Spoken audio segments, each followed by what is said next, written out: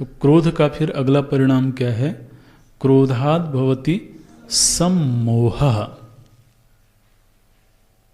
अब ये क्रोध का बड़ा विकृत रूप है।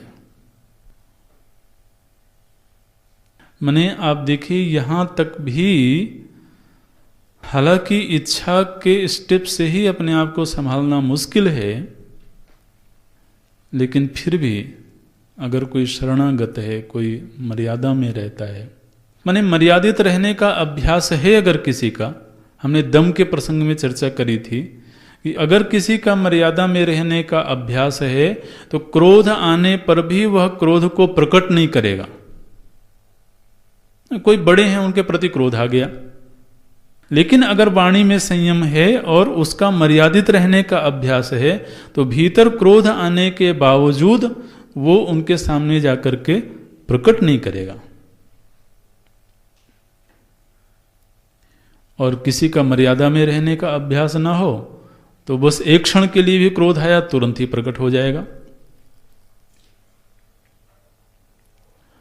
और ये क्रोध फिर उसके अंदर ये सम्मोह पैदा कर देता है।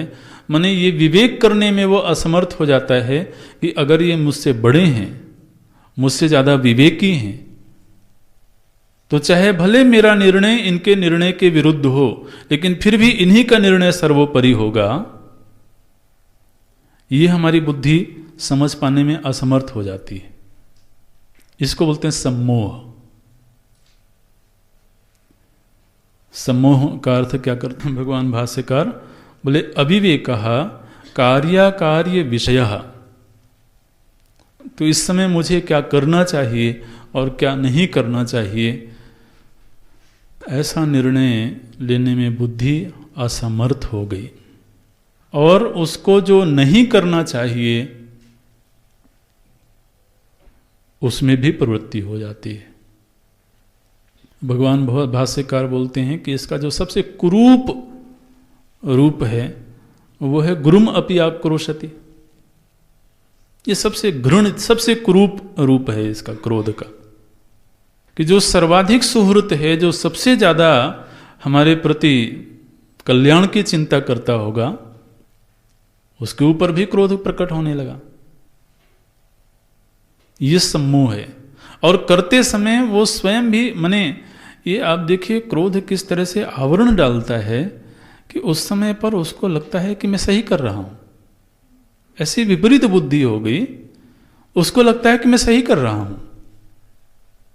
अरे कम से कम ये भी बुद्धि बनी हो कि नहीं, मैं कर रहा हूं, मजबूरी में कर रहा हूं, अपनी वासना से वशीभूत होकर कर रहा हूं, क्रोध के वशीभूत होकर कर रहा हूं, लेकिन कर गलत रहा हूं।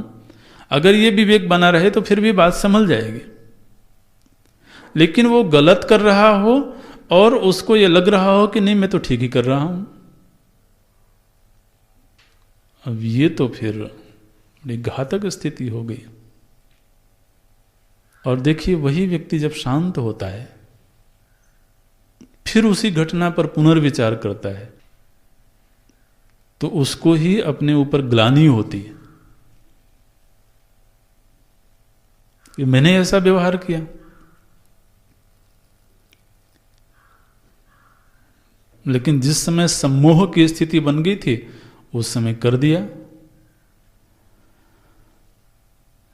इसलिए क्रोध के लिए कई बार ऐसी बातें कही जाती हैं कि यदि क्रोध आया है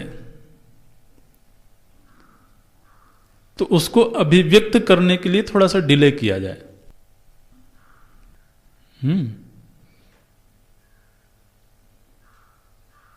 हालांकि उस समय पर यह बात भी समझ में कहां आती है, लेकिन समझ में यदि आ जाए तो ये निर्णय होवे, दीवार में कहीं लिख करके रख ले सामने ही, दरवाजे पर लिख के रख ले, जिस दरवाजे से जाना हो लड़ने के लिए उसी दरवाजे पर लिख के रख ले कि आज क्रोध आए तो कल लड़ना।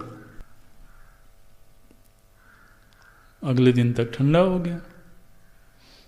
ठंडा हो गया माने उसका जो पूर्व श्रुत विवेक था वो जाग गया। लेकिन ऐसा नहीं हुआ। क्रोधात् भवति सम्मोहः। और इस सम्मोह का फिर अगला जो दुष्परिणाम है वो है स्मृति विभ्रमा।